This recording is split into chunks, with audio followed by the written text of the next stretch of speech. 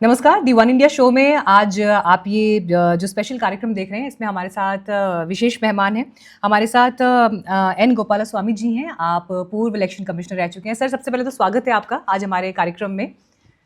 और आज हम उम्मीद ये कर रहे हैं कि आपसे जो तकनीकी पहलू होते हैं इस विषय से जुड़े हुए, जिस तरह की कंट्रोवर्सीज चल रही हैं, एक आम आदमी जब उन खबरों को देखता है, सुनता है, समझता है, संवैधानिक पदों को लेकर जो स्वायत्त संस्थाएं हैं उन पर टॉप पोस्ट्स को लेकर अब जिस तरह की एक हम देख रहे हैं कि एक पॉलिटिक्स होने लगी है, हर अपॉइंटमेंट पर विवाद होने लगे हैं।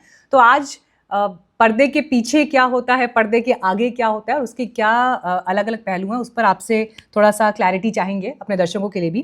तो देखिए, ज्ञानेश कुमार जी अब पद संभाल चुके हैं और उनके अपॉइंटमेंट को लेकर जिस तरह से विवाद हुआ है, मैं सबसे पहले इस पर आपकी ही राय जानना चाहती हूँ कि इस नियुक्ति को आप कैसे देखते हैं और इसके इर्द गिर्द जो अभी सारे बयान चल रहे हैं, क्या आपको लगता है कि सरकार के ऊपर भी किसी तरह का प्रेशर होता है कि अगर उनकी पसंद का व्यक्ति उस पोस्ट पर नहीं है तो किसी तरह से उनके ऊपर भी कोई दबाव आ सकता है, या ऐसा होना चाहिए, वैसा होना चाहिए, जिस तरह के आरोप लग रहे हैं, जब आप उसे एक डिस्टेंस से देखते हैं, what is your take and opinion on it? देखिए, मैं ये बात मैं देख रहा हूँ कि चुनाव में जो हार जाते हैं वो मानते हैं कमीशन ने उनको हरा दिया। चुनाव में जो जीत जाएंगे तब उनको बोलने की कोई बात रहती नहीं है, मगर इतना बोलते हैं कि जनता जनार्दन ने हमें जितवाया। ठीक है, तो ये हमने पिछले 2-3 साल में ये ज्यादा ऐसा देखा हुआ, जो पार्टी कहीं हारती है कहीं जीतती भी है, तो जहाँ हारे हैं वहाँ की बात अलग करते हैं और जहाँ जीतते हैं वहाँ की बात अलग करते हैं। तो मुझे नहीं लगता है कि कमीशन की तरफ से कमीशन को इसके लिए दोष देना मुझे ठीक नहीं लगता है। और मैं ये भी इस मुद्दे में एक और बात मैं कहना चाहता हूँ। कमीशन, मैं ऐसा कहूँगा कि कमीशन एक है मगर अनेक कमीशन भी हैं। ये मैं कहूँगा तो आपको आश्चर्य लगेगा, मगर मैं ये कहना चाहता हूँ कि कुछ डिसीशंस जो हैं वो कमीशन यानी कि सीईसी और उसके साथ जो बैठते हैं ईसीस वो लेते हैं, मगर काफ़ी कुछ डिसीशंस जो है फील्ड में लिए जाते हैं। तो आपको एक उदाहरण दूंगा, दाखला दूंगा कि जिस दिन पोलिंग होता है उस दिन प्रिसाइडिंग ऑफिसर जो है वो सी से भी बेहतर का उसका पावर है। यानी कि वो मानेगा को जो आता है वो सही वोटर नहीं है, उसको ना बोलेगा वोटिंग करने से, उसका राय जो है फाइनल है, कोई उसको चेंज नहीं कर पाएगा। खुद सीईसी या ईसी भी चेंज नहीं कर पाएंगे। वो फोन करके नहीं कह सकते हैं कि भाई ये आदमी गलत नहीं है, उसको वोट करने दो। तो ये जो कायदे बने हुए हैं उसमें अलग अलग चीज के लिए अलग अलग सत्ता दिए गए हैं, जो सत्ता जो है मेरे ख्याल से सीईसी की इक्वल मानूंगा, इन द सेंस कि उस संदर्भ पे ये एक और दाखला दूंगा आपको। जिस दिन जो चुनाव के आवेदन पत्र के ऊपर डिसीजन होता है तब जो रिटर्निंग ऑफिसर जो है उसकी बात फाइनल है। खुद सीईसी या ईसीबी उसको कह नहीं पाएंगे कि इसको एक्सेप्ट करो, इसके एक्सेप्ट ना करो। ठीक है, तो ये कायदा एक बहुत सोची समझी विचार से किया हुआ है। उसमें काफी कुछ सत्ता अन्यों को अलग अलग स्तर पे दिए गए। तो इसलिए ये कहना कि हमें एक सीईसी और ईसी ने हमें जितवा दिया और हमारी हार जो है उनके लिए उन्हीं की वजह से है, ये मेरे ख्याल से गलत है। क्योंकि इतने साल में हमें ये मन में ये बात नहीं आई हो कि जनता वोट करती है, वो चुनती है। कोई भी सीईसी हो ईसी हो, उसकी बात वो जनता मानती नहीं है। सीईसी कह नहीं पाएंगे कि तुम इसको वोट करो उसको वोट करो। तो ये जो बात है, तो इसको इस मुद्दे से देखना पड़ेगा, इस व्यू हाँ से देखना पड़ेगा कि आपने सीईसी और ईसी जी जो है कुछ हद तक उनकी सत्ता चलती है, बाकी हर एक लेवल पे सत्ताएं अलग अलग बांटी गई हैं। हाँ, ये इंटरेस्टिंग है सर। जिस अंदाज में आपने ये एक्सप्लेन किया है कि आप चुनाव जीत रहे हैं तो जीत आपको स्वीकार्य है, पर हार रहे हैं तो फिर वहां पर क्वेश्चंस आते हैं। और यही सवाल कई बार इससे पहले अलग अलग डिबेट्स में हम भी डिस्कस कर चुके हैं पॉलिटिकल पार्टी के जी नेताओं से। लेकिन जी हम देख रहे हैं कि पॉलिटिकल पार्टी के जो टॉप मोस्ट चेहरे भी हैं वो भी अगर प्रेस कॉन्फ्रेंस करते हैं तो वो इलेक्शन कमीशन पर, सीईसी पर सवाल उठाते हैं। कोई ये कहता है कि जी इनको तो रिटायरमेंट के बाद चुनाव लड़ना है तो इसलिए ये सब हो रहा है। तो अलग अलग तरह के ऐसे कई स्टेटमेंट्स ऑलरेडी पब्लिक डोमेन में है। जब हम नेताओं के इन स्टेटमेंट्स को देखते हैं एक दर्शक के रूप में, या एक इंसान जो घर में टेलीविजन पर ये बातें सुन रहा है, ये आरोप सुन रहा है, वो शायद ये जरूर सोचेगा कि आज की तारीख में चुनाव आयोग की निष्पक्षता और स्वतंत्रता, मतलब उसकी पावर किस हद तक है अगर ऑपोजिशन के बड़े चेहरे या नेता इस तरह की बातें कह रहे हैं। और इस आधार पर क्या आपको लगता है कि चुनाव आयोग को और ज्यादा पावर्स मिलनी चाहिए, या फिर जो पावर्स उनके पास हैं वो अपने आप में अच्छी खासी हैं, जो हमारा देश का संविधान और जो नियम कायदे उन्हें देते हैं? और ये सवाल मैं इसलिए भी पूछ रही हूँ सर, क्योंकि टीएन सेशन साहब का नाम जब जब इस देश में लिया जाता है, मतलब अगर हम लोग जिस अंदाज में मीडिया में बात करते हैं, हम कहते हैं कि उनका जलवा था उस टाइम में, कि जिस तरह के एग्जाम्पल्स उन्होंने सेट किए उस तरह की पॉपुलैरिटी किसी और सीईसी को नहीं मिल पाई। इनफैक्ट ये तक कहा गया उस समय पर कि वो सिर्फ अपने मन की बात सुनते हैं और डरते नहीं है किसी से, कर देते हैं वो काम जो उन्हें करना है। तो क्या आपको लगता है कि आज की तारीख में इलेक्शन कमीशन को और एम्पावर किए जाने की जरूरत है, या ठीक है जो है वो ठीक है? What is your take? आपने स्वर्गीय टीएन शेषन साहब का नाम लिया था, इसलिए उसके संदर्भ में मैं एक बात कहूंगा कि टीएन शेषन साहब को एक्स्ट्रा पावर्स नहीं दिए गए थे। उस समय का जो कायदा है, अब का कायदा है वही है, उसमें कोई फेरबदल नहीं हुआ है।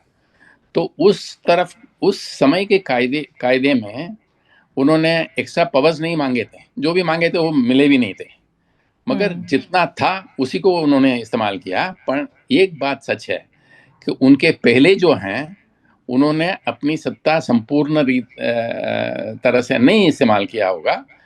इस वजह से जब उन्होंने अपनी सत्ता को इस्तेमाल किया तब सभी को लगा कि भाई कुछ नया हो रहा है, ठीक है।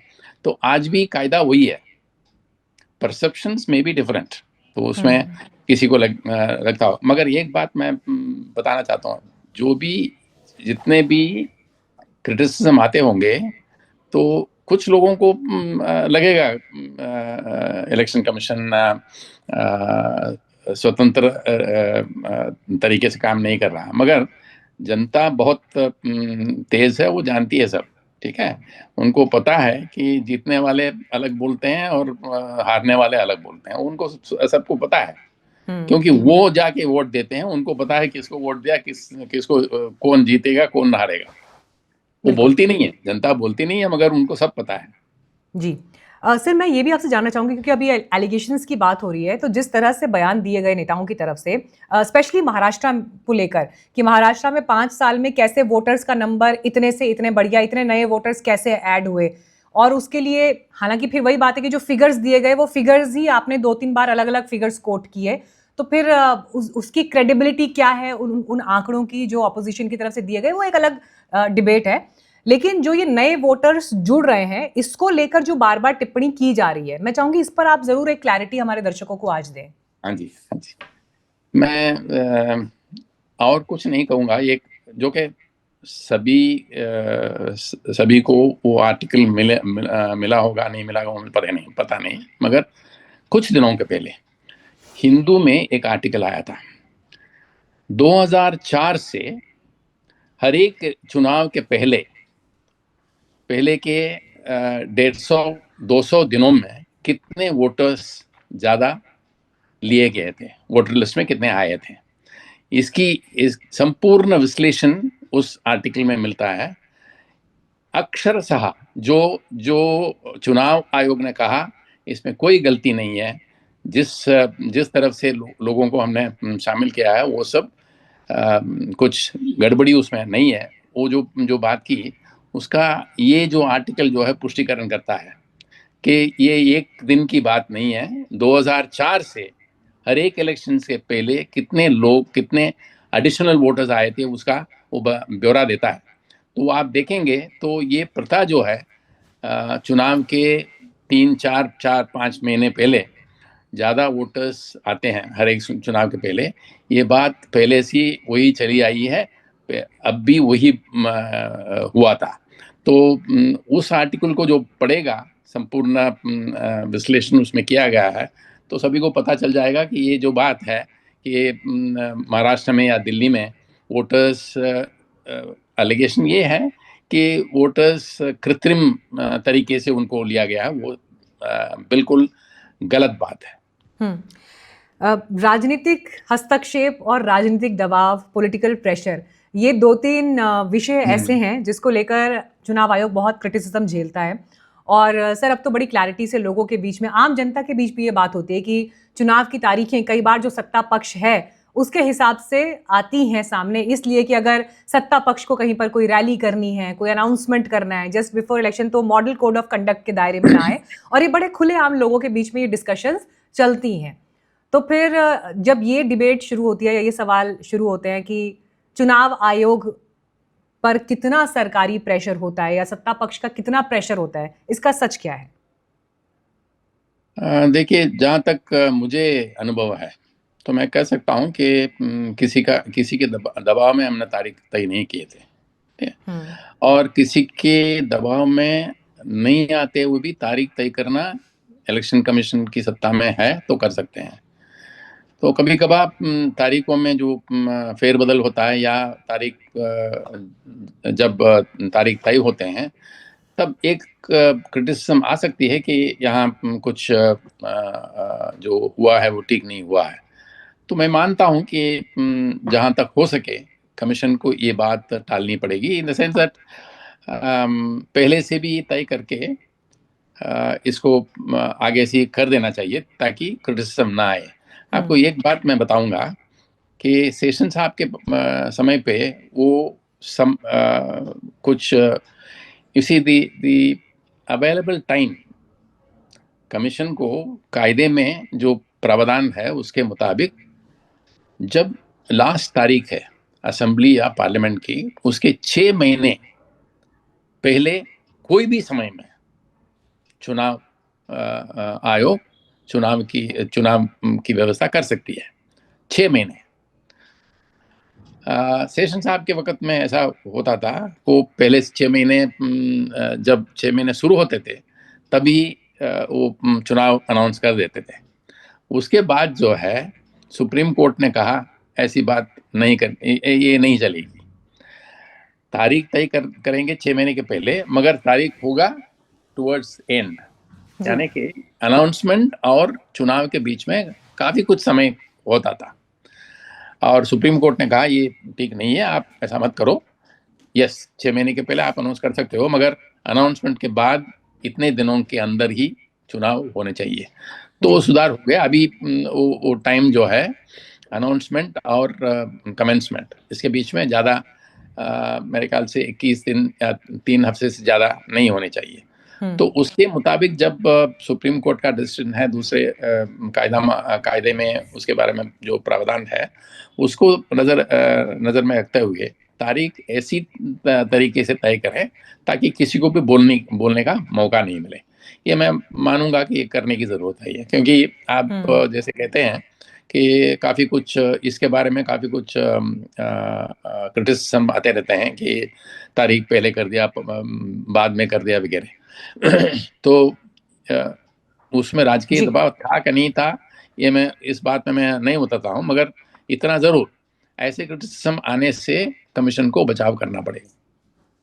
आपकी विश्वसनीयता जो है संदेह के दायरे में आती है और उसको फिर नहीं आनी चाहिए, उसका पूरा ख्याल आपको रखना पड़ेगा। सर, ये बताइए, ये जो चुनावों में भड़काऊ भाषण जो होते हैं नेताओं के, स्पेशली इलेक्शन की रैलियों में, जिस तरह की हेट स्पीच हम देख रहे हैं इस वक्त, कि एक मैटर जो यूट्यूब पर काम करने वाले 2 यंग लड़कों के ऊपर एक जिस तरह की हीट इस वक्त है, रणवीर इलाहाबादिया, समय रैना पर, क्यों? क्योंकि एक ऐसी बात कह दी जो भारतीय समाज में मुझे लगता है भारतीय समाज का, किसी भी समाज में अनएक्सेप्टेबल है, और उसको लेकर पूरा देश डिबेट कर रहा है। और कई लोगों का ये ओपिनियन है कि बहुत गलत बोला, इनको सख्त सजा मिलनी चाहिए, या एक कम से कम एक मिसाल तय होनी चाहिए कि फिर से इस तरह की चीजें पब्लिक डिस्कोर्स में या कमेंट्स में नहीं आनी चाहिए, या पब्लिक स्पीकिंग में नहीं आनी चाहिए।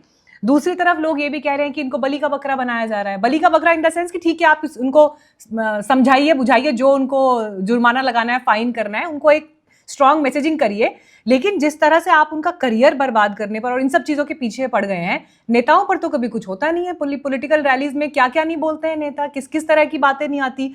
अभी दिल्ली चुनाव में देखिए भिदोड़ी जी ने क्या बोल दिया प्रियंका गांधी के लिए और बाकी नेताओं पे। और ऐसे, ये तो क्योंकि अभी लेटेस्ट एग्जाम्पल है तो मुझे याद है, अभी मैं रिसर्च करके पूरे 10 पॉइंट्स निकाल दूंगी तो पिछले 5 चुनावों की मैं ऐसे लिस्ट लेकर बैठ जाऊंगी। तो ये सच है आज का।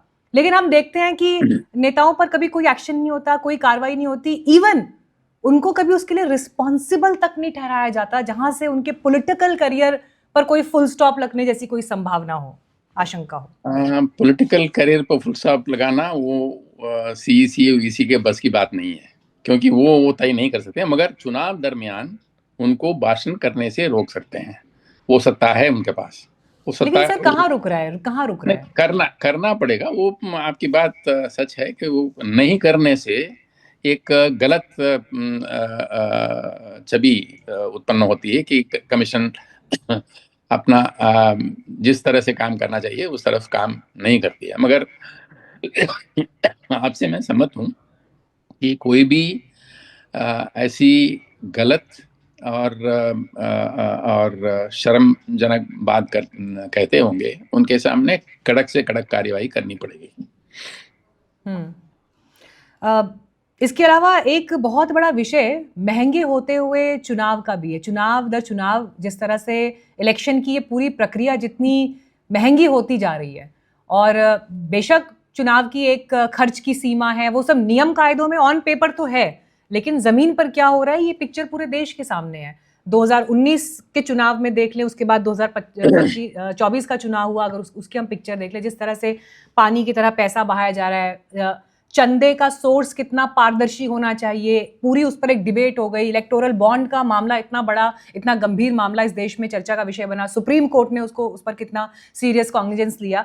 तो ये सारे ऐसे विषय हैं जो देश के सामने एक स्वस्थ चुनावी प्रक्रिया को देखते हुए प्रश्न चिन्ह लगाते हैं। तो क्या आपको लगता है कि इस विषय पर चुनाव आयोग को एक मिसाल साबित करने की जरूरत है जो अभी तक नहीं हो पाई है? देखिए, ये जो खर्च की बात जो है, आपने सही कहा कि खर्च जो किया जा रहा है वो जो सीलिंग तय हुए हैं उससे काफ़ी मात्रा में ज़्यादा है, उसमें दो राय नहीं हो सकती है। मगर एक बात मैं आपको कहना चाहता हूँ कि चुनाव आयोग के पास अपने आदमी कितने हैं? क्या ये हो सकता है कि हर एक राजकीय वर्कर के पीछे एक आदमी लगा सकते हैं क्या? मैं एक दाखला आपके सामने रखना चाहता हूँ। यहाँ तमिलनाडु में एक चुनाव हुआ था जहाँ जिस तरह से वोटर को पैसा देने की जो प्रक्रिया चल रही थी, तो उसमें एक ऐसा हुआ था, किसी को एक चिट्ठी दी जाएगी, चुनाव के बाद वो जाके अपनी मनपसंद चीज खरीद सकता है उससे। अभी जो सुबह का जो अखबार आता है उसके पन्ने के बीच में पैसा रखा जाता था। अच्छा। ये पॉसिबल है क्या कोई चुनाव आयोग को, जिनके पास इतने सारे लोग नहीं कि हर एक आदमी के पीछे एक, और ये सब जो बाहर आया था तब एक बाई इलेक्शन में ऐसा हुआ था, पैसा दिया गया था मगर जहां चुनाव होता था वहां नहीं, उस कॉन्स्टिट्यूंसी में नहीं, अलग जगह पे, वहां से बाहर जाने के। क्योंकि इसका कारण ये है, नॉर्मली साधारण तरीके से एक चुनाव बाई इलेक्शन होता है तब एक क्षेत्र में 3, 4 या 5 एक्सपेंडिचर ऑब्जर्वर्स रखे जाते हैं, उनके साथ टीम भी होता है। मगर इस बाई इलेक्शन में 220 आदमियों को नियुक्त किया कमीशन ने, 220। फिर भी पैसा दिया गया था, पैसा का बंटवारा हुआ था। कहाँ हुआ था? कॉन्स्टिट्यूंसी के अंदर नहीं, रात को नहीं, सुबह नहीं, न्यूज़पेपर के बीच में नहीं, नहीं हुआ था, यहाँ से दूर कहीं और जगह पे पैसा बांटा गया था, उस यहाँ इनको फिर पहुंचा गया था।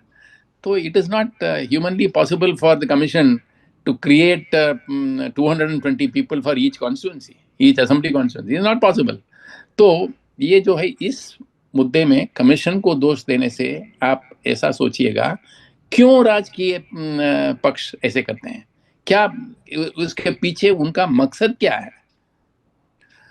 पहले नहीं, लेकिन आप सर सेवा सेवा आई हैव अ एक डिफरेंट एक ओपिनियन ऑन एक इट। मिनट ना, मैं आई हैव अ पूरा कर डिफरेंट देता हूँ, उसके ओपिनियन बाद ऑन इट। पूछिए ना। मैं या प्रश्न आपके पास रख देता हूँ, उसके बाद सेवा की भावना चली गई क्या? अभी मेवा की बात है। आप चुनाव लड़ेंगे, चुनाव जीतेंगे, नहीं कि सेवा करने के लिए नहीं, ऐसी बात हो गई है। पहले लोग मानते थे, कोई भी चुनाव जीत के आता था हमारे लोगों के बीच में जाके काम करने के लिए, लोगों की सेवा करने के लिए। अब सेवा की भावना चली गई, तो उसमें जीतना है, क्योंकि ये एक धंधा बन चुका है। इस धंधे में पैसा कमाना हो तो पैसा इन्वेस्टमेंट करना पड़ेगा, ऐसी बात हो गई है। आप पूछिए, आप कुछ कहना मैं चाहते हैं? ये कह रही थी कि I have a different opinion on it. मतलब जी आपने कहा कि वो 220 लोगों की नियुक्ति इस तरह से करना और वो चेक एंड बैलेंस बिठाना is a difficult job. But at the same time अगर हम इस देश में कितने चलिए देश की बात भी नहीं करते, किसी एक स्पेसिफिक क्षेत्र की बात कर लेते हैं, किसी एक क्षेत्र में कितने पुलिस पर्सनल्स इन्वॉल्व हैं और वो कितने लोगों के ऊपर इन्वॉल्व हैं, अगर ये देखा जाए तो वो भी फिर मामला रेशो में बहुत कम होगा उस हिसाब से। लेकिन आप लॉ एंड ऑर्डर को इन्फोर्स कराते हैं, यही तो सिस्टम है। देखिए, लॉ कानून एंड ऑर्डर नियम वाला नियम और एक नियम कायदे को एनफोर्स कराना ही तो जॉब है। नहीं, but you must understand, when you talk about law enforcement, when you talk about the enforcement of law relating to the money distribution or the expenditure in election, they are not comparable at all. I mean, sorry to speak in English, but no ये no it's दोनों fine. चीज जो है comparison नहीं आ सकते हैं, क्योंकि एक लॉ इन्फो ठीक है। अब इतनी परिस्थिति इतनी बिगड़ी नहीं है कि पुलिस वालों को देखते भी गुनाह करने की इच्छा ऊपर काबू नहीं रख पाते हैं, ऐसी बात अभी तक नहीं हुई है। मगर घर बैठे या किसी और तरीके से आप पैसा बांटते हो तो कौन पकड़ेगा आपको? इसी के लिए हर एक घर में एक आदमी डालना पड़ेगा? नहीं, क्योंकि ये आदमी जो है, ये हर एक घर पे तो जाके देख नहीं पाता है कि अब दूसरी बात, ये बात छोड़ दीजिए, अभी तो ऐसा हो गया है कि अनाउंसमेंट जो है, पैसा बांटने की तो बात अलग होगी, अनाउंसमेंट जो होने लगते हैं अभी प्रायर टू इलेक्शन, आपको इतना देंगे, उतना देंगे, 2000 हर एक आदमी को देंगे या 2000 हर एक कुटुंब को देंगे। ये भी एक बड़ा बनाव बन गया है कि हर एक सरकार या जो सरकार में आने की इच्छा रखते हैं, तो प्रोमिसेस जितने देते हैं वो भी एक अलग बात हो गई। पहले ऐसा नहीं था। पहले जितना ये सोचते थे कि हमारे सरकार में पैसा होगा कि नहीं होगा, अब कोई किसी को ये चिंता नहीं है। प्रॉमिस तो दे देंगे, फिर सरकार जो चुनाव में जीत के आएंगे, उसके बाद देखा जाएगा कि देंगे कि नहीं देंगे। तो चलिए अब देखिए ये परिस्थिति जी जो है, पिछले 20 साल से मैं जब देखता हूँ, पिछले 20-30 साल से परिस्थिति काफी कुछ बदल गई है। बिल्कुल। अब आज के दौर की भी थोड़ी बात कर लेते हैं, क्योंकि चुनाव आयोग किस तरह के एक्सपेरिमेंट्स कर रहा है, किन नई चीज़ों के लिए हम तैयार हैं उसमें। चलिए वन नेशन वन इलेक्शन तो एक अलग विषय हो गया बातचीत का, लेकिन मैं ई वोटिंग पर आपसे बात करना चाहती हूँ। सर, ई वोटिंग के लिए क्या आपको लगता है कि भविष्य में इस ऑनलाइन वोटिंग के लिए भारत तैयार है, और इसके क्या फायदे, क्या चैलेंजेस हो सकते हैं? देखिए, ई वोटिंग जो है, इलेक्ट्रॉनिक वोटिंग, उसकी तैयारी करना कुछ कठिन बात नहीं है। ई वोटिंग हो सकता है, मगर आप ये सवाल पूछिए राजकीय पक्षों से कि आप तैयार हो। मैं उसी सवाल पे आने वाली थी आगे। नहीं, एक दाखला आपको लूंगा। जी। यहाँ चेन्नई में पिछले चुनाव में पहले लोकल सीईओ ने अनाउंस किया था कि कमीशन ने भी किया था कि 80 साल के ऊपर जो भी होंगे उनके घर जाके हम उनका वोट डलवाएंगे, ठीक है जी। मगर इसके लिए राजकीय पक्षों की तरफ से बहुत ऑब्जेक्शन हुआ था कि हमें पता नहीं चलेगा कि आप किसी के घर पे जाओगे तो कह भी सकते हो उसको कि इसको वोट दो, उसके वोट दो, आपका जो आदमी है वो उनको प्रेशर कर सकता है। इसलिए हम मानते हैं कि ये काम जो आप कर रहे हो ठीक नहीं है, विरोध करने लगे हूँ। फिर जब कमीशन ने देखा विरोध भी बढ़ा है और काम भी, क्योंकि 80 साल के ऊपर जो है बहुत सारे वोटर्स हो गए थे, तो इसलिए उन्होंने तय किया 85 साल के ऊपर जितने होंगे उन्हीं के घर पे हम जाएंगे। सिर्फ इतनी सी बात पे इतना झगड़ा होता है, तो आप मान लीजिए कि ऑनलाइन वोटिंग जहां आदमी को आप नहीं देख पाएंगे मगर वोट जी। पड़ेगा, उसके साथ कोई राजकीय पक्ष तैयार नहीं होगा। At least I don't understand, I don't think in the near future. और एक और दाखला, जब हमने 2007 में यूपी चुनाव में एक प्रश्न उठा था कि पहले के जो some of the known elements, they had dacoity साथ जो जुड़े हुए एलिमेंट्स जो हैं, उन्होंने जब चुनाव लड़ा था, जब हमने लोगों को समझाया कि भाई आप निश्चिंत वोट कर सकते हो, हम गांव पे पुलिस टुकड़ी रखेंगे। उन्होंने कहा साहब आप पुलिस टुकड़ी रख सकते हो, कब तक? चुनाव जब तक पूरा हो जाएगा तब तक, उसके बाद हमारी परिस्थिति जो होगी उसमें कौन हमें बचाएगा, इसलिए हम इसके लिए तैयार नहीं है। तब हमने एक सेपरेट मशीन तैयार की जहां बूथ वाइज काउंटिंग का हिसाब नहीं मिले जी। 14 बूथों की एक साथ रिजल्ट्स मिलेगा, ऐसी हर एक राजकीय पक्ष इंडिविजुअली आके उन्होंने कहा ये ठीक है, बहुत अच्छा है, मगर जब उनके सामने कमेटी में गया तब उन्होंने कहा कि हम इसके लिए हम तैयार नहीं है। ठीक है, तो जब तक राजकीय पक्ष तैयार नहीं होंगे तब तक ऑनलाइन वोटिंग जो है वो टेक्निकली पॉसिबल, मगर वो एक्सेप्टेबल है कि नहीं ये प्रश्न उठेगा।